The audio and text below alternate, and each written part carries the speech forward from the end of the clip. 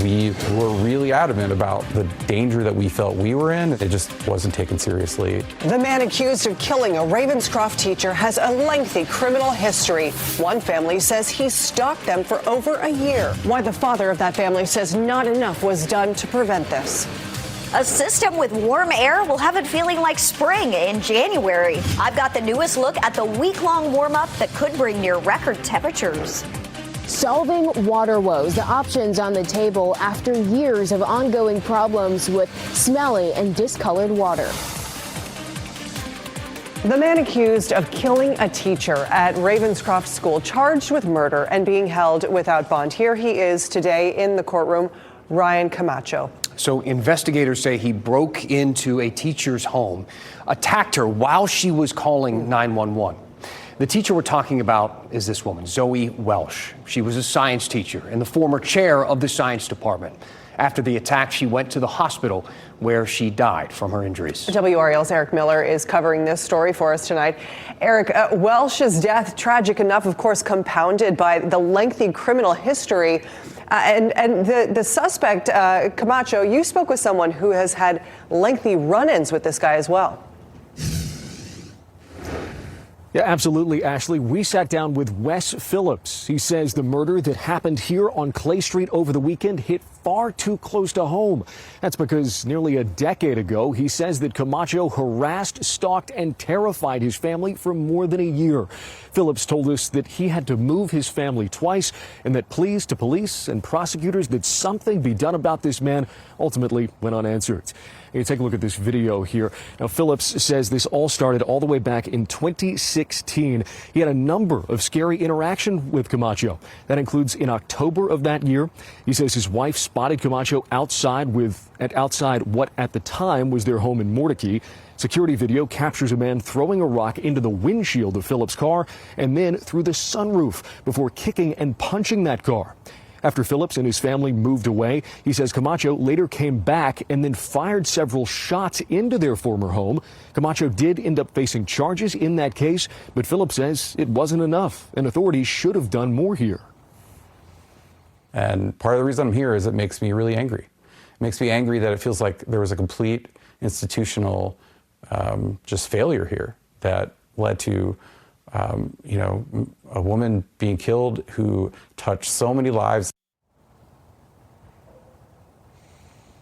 Yeah, Phillips says he even tried to get something as simple as a no contact order put in place, but that was never able to happen, he says, because police couldn't find Camacho to serve him with paperwork. Now, Camacho did have his first day in court here in the Zoe Welsh case this morning. He's due back in court on January 26th and is currently being held without bond. In Raleigh, Eric Miller, WRAL News. Eric, thank you. All of it is very sad and shocking, of course. And if none of this is sitting well with you, I get it. How could it? It feels wrong. It feels like the system failed this woman, failed her family and her students and her friends, and failed the memory of other victims like Irina Zarutska, right? There was a viewer named George. He emailed us this morning. He said, y'all need to press the DA on this story. Lauren Freeman was quick to throw the judge under the bus. But what about all the other encounters Camacho had with the judicial system? This begs for investigative treatment rather than a we reached out to local prosecutors and received no response sort of thing. And he said, thanks. And I say thanks back to you, George. I know a lot of you feel the same passion for this story, the injustice of this tragedy. After all, wasn't Irina's law supposed to do a better job of preventing a crime like this? To remind you, that's the new state law spurred by the shocking video of a stabbing on a light rail train in Charlotte, the killing of an innocent woman at random by a man who she never knew, a man with a history of mental illness who had been in and out of jail for lots of low-level crimes. In fact, he was just out of jail at the time when this happened without being required to pay bail. Irina's law aimed to address this. It requires judges to do a few things, but it requires them to initiate involuntary commitment proceedings when considering pretrial release in some cases. So basically that means the new law makes it so more defendants get a mental evaluation before the court can make a decision to free them or not. Now, I know a lot of you are asking questions about this, but we should say they didn't really need Irina's law in this case, in the Camacho case. I say that because they did do a mental evaluation, and what happened next may be hard for you to understand or accept. See, Camacho has this long rap sheet, and we'll get to that in a moment. But for now, let's just focus on his most recent crime, the one that led to his recent mental evaluation, because it's the moment that could have changed everything. This past August, Camacho was charged with larceny, breaking and entering, and property damage. Those are the charges, the technical charges. But what he's actually accused of doing is stealing 2 pillows off of a porch of one home and breaking windows at another home. These are non-violent misdemeanors. And here's where it gets tricky. You see, when Camacho went to trial for this, they gave him that mental evaluation, and they determined at the time that he was unfit to stand trial. Basically, they were saying he didn't know what was going on. He couldn't communicate with his lawyer. He couldn't defend himself. So the DA dropped the charges, but not before requesting the judge commit him for mental treatment, an involuntary commitment. And the judge said no. So wait, how can he be unfit to stand trial, unfit to be responsible for these alleged crimes, but be fit enough to walk free? Here's how attorney Daniel Meyer explained it. In order to involuntarily commit somebody, you have to show that they are a danger to themselves or others. And it was a reasonably low-level charge. Even if he had a history, we don't lock people up in prison or even the hospital because they do a lot of property crimes or a lot of low-level crimes. Obviously, he unfortunately escalated, which does happen, but that's just the way the system works.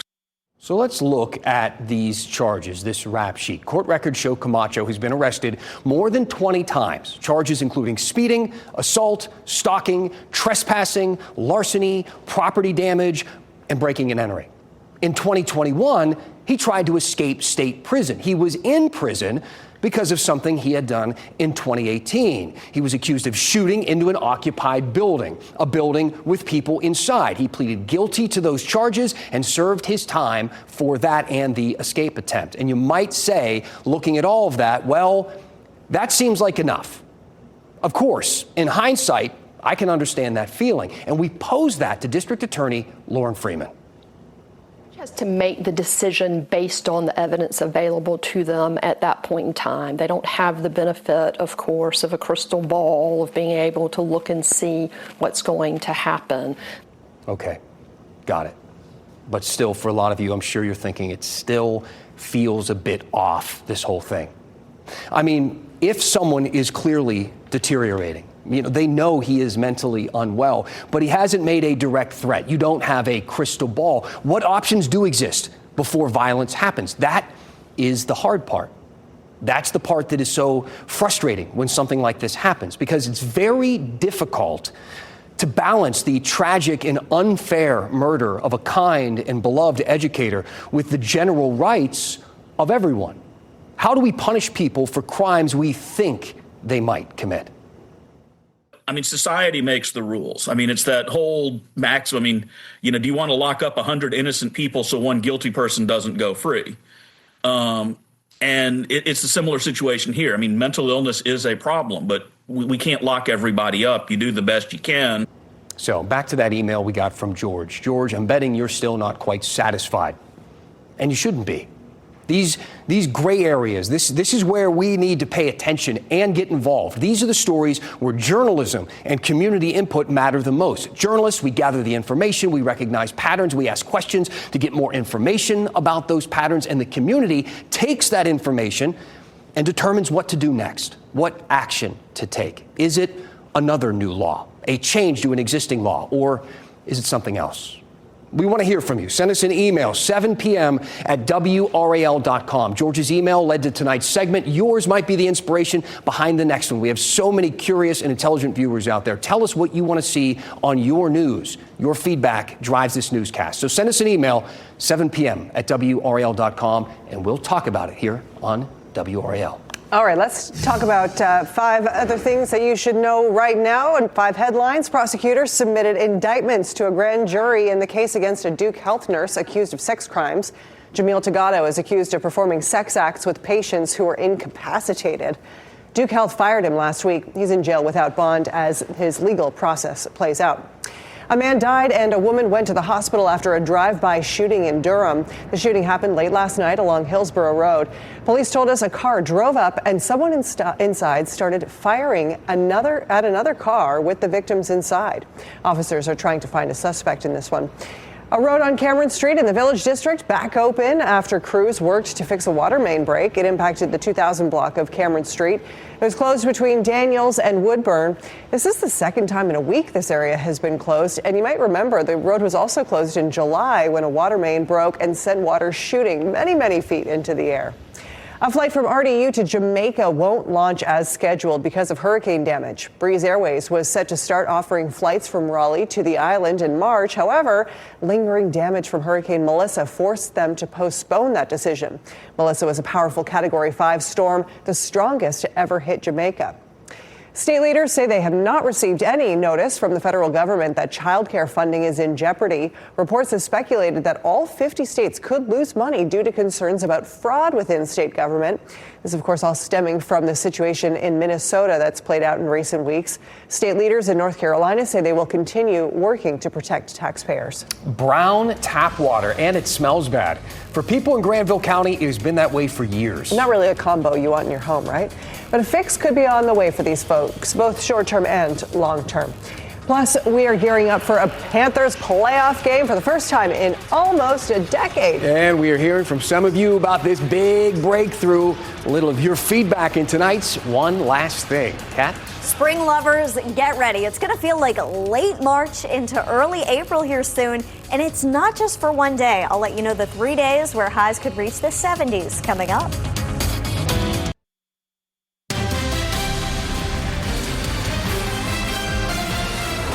Many of us take our drinking water for granted, right? We pour it from a tap and we go. But some folks in Granville County don't have that luxury. They're dealing with brown and smelly water. A long-term fix isn't easy, but in the meantime, some think individual water filters are the solution, and that'll be up for discussion this week. WRAL's Destiny Patterson brings us up to speed. One picture after another from one household to the next. You're bathing in it. Your body's submerged in it. Even the tap water, I try to boil it. It's an experience shared by many people here in Creedmoor.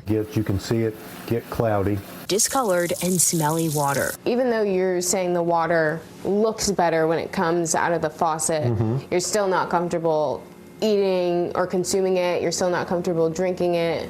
I will not. For the third time, Daryl Moss has a designated seat at City Hall, his latest run motivated by his water quality concerns. Tomorrow, he and the rest of the board will discuss water filters, how many people may need them, and whether to ask the city's water company to help provide them. Hopefully, they will be receptive. South Granville Water and Sewer Authority, or SAGWASA, tells me they don't have plans to distribute filters. But a letter from the city attorney says that Creedmoor has limited legal authority to directly provide them. SAGWASA says that it's focused on permanent solutions. For example, it's study and design for a system that filters out harmful chemicals, including PFAS. Without SAGWASA on board, the city will only be able to provide these filters to families considered to have low or moderate incomes. The filter that we're looking at primarily is focused on the TTHM. That's according to city commissioners. It'll help filter the bad smell and color and some PFAS, depending on the type. It's a starting point. It's a starting point to address this ongoing issue. Destiny Patterson, WRAL News, Granville County. So that meeting is scheduled for tomorrow night at 6 o'clock. And it's worth noting, a city handing out water filters to residents, it might sound like a heavy lift, but it's not uncharted territory. There are quite a few examples over the years of cities taking action like this. In 2024, for example, Birmingham, Alabama dropped off Brita filters at people's houses. Later that year, Syracuse, New York did the same thing, giving them to homes with pregnant women or children 6 years and younger. In 2022, Kalamazoo, Michigan handed out thousands of filters while the city replaced water lines. In 2018, nearly 30,000 residents in Newark, New Jersey got a free water filter. All of those cases have something in common: lead. There were parts of those cities where lead was found in drinking water, and the city took action. In today's case, in Creedmoor, lead is not the problem. Last year, the state found elevated levels of iron and manganese in Creedmoor's water, and that can affect the smell and the taste. But the water still actually meets state and federal standards. The bigger concern here is PFAS. Those are those forever chemicals that have been linked to cancer. The water company has found PFAS in the water, and they're working to filter it out. They expect to spend $26 million to upgrade infrastructure, but that could take a few years before those upgrades are in place, guys. My goodness, is that important? Ashley, thank you. Kat Campbell joining us now. What a forecast we have. I've been waiting for some warm weather. I know a lot of others have too. I mean, we always get it, even in the winter months. We'll get some 60 and 70-degree days thrown in. We don't always get pretty much a whole week of it. Once we make it past today, it is still going to be pretty cloudy tomorrow, but temperatures warm back into the 60s. Wednesday, the sun is back. It's a nice warm day. And then Thursday, a little dip in temperatures before we bounce right back into the 70s again on Friday. Friday is the day that we could tie a record set back in 2008. We could come close, though, on Wednesday, within 3 degrees of that record high. Here's the setup that we are watching. We have this big ridge of high pressure that will build in across the area. High pressure leads to sinking air, a general warming pattern, but there is a little cold front that moves through toward the middle of the week. It's a little cold front because it moves in from the north and it will cool us down a couple degrees, but from the upper 60s to low 70s, not a huge change there. This is the next cold front that'll really bring changes our way. But out ahead of it, the pink that you see here, that's temperatures that are running about 20 degrees above normal for this time of year. A remarkable warm up, but of course what comes up must come down, and that'll be the case as we head into the weekend. The cold front moves through. Rain is looking likely for the weekend. At least it's our best chance for rain on the 7-day forecast. The timing's still uncertain, but Saturday into Saturday night looks to be one of the best opportunities for rain. And then behind the front, we'll begin the cooling throughout the day Sunday with near normal temperatures returning for next week. Your fresh air forecast looks great tomorrow. Perhaps a little bit of patchy fog for the very early morning risers. 43 degrees as you head out the door in the morning. By lunchtime, we could be back up near 60. I want to stress it is still mostly cloudy tomorrow, but temperatures are able to climb into the mid-60s thanks to a warming southwest wind. Rocky Mount Mills looking nice out there tonight. No more towers lit up anymore now that we are past the holiday season. But temperatures aren't too bad. Temperatures are around the mid-40s to upper 40s at this hour. Lows tonight are generally in the low to mid-40s as well. And I want to stress, I mean, we're not likely to see below freezing temperatures until next week. It's January. Pretty remarkable. Your 7-day forecast, very warm. Wednesday features the most sunshine and some of the warmest temperatures of the week. Friday and Saturday, we're back in the 70s, but that'll come with clouds Friday and perhaps some scattered showers on Saturday with our cold front. And by Monday of next week, highs are just in the low 50s. I will say, though, the cold front that comes our way, it brings us to normal. It's not a drastic Arctic blast that's coming behind the cold front, but it'll feel like it by then. All right, we can handle it, I think. All right, thank you, Kat. The Carolina Panthers are in the playoffs, and nobody seems to be giving them a shot to go further than round one. We've got something to say about that. So do you. It's in tonight's One Last Thing.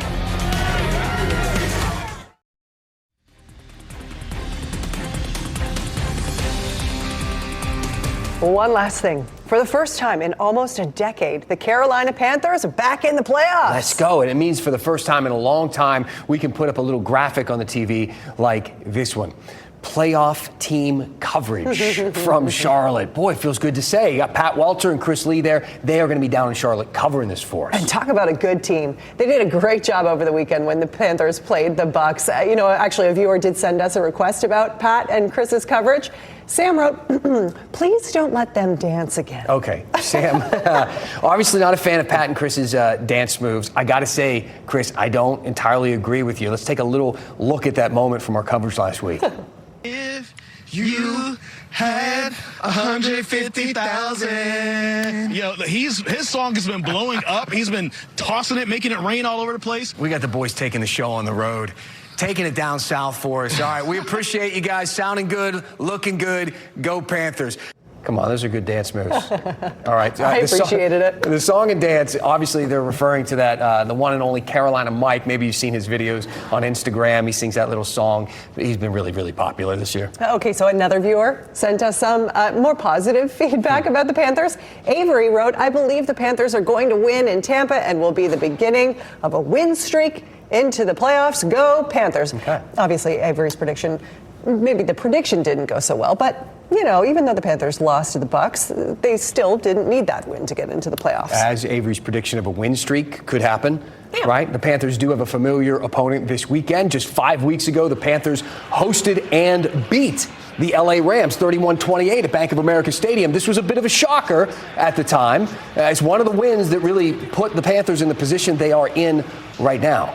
The Panthers and Rams play at 4:30 this Saturday at Bank of America Stadium. The winner heads to the divisional round, and you can watch it all unfold on Fox 50. Alrighty. Thank you. Let's go. Hey, I want to thank everybody for writing in and using the email 7 p.m. at WRAL.com to discuss the stories that we talk about here. Dan, a lot of feedback about our top story tonight about the man who's been charged with murder after the Ravenscroft teacher was killed.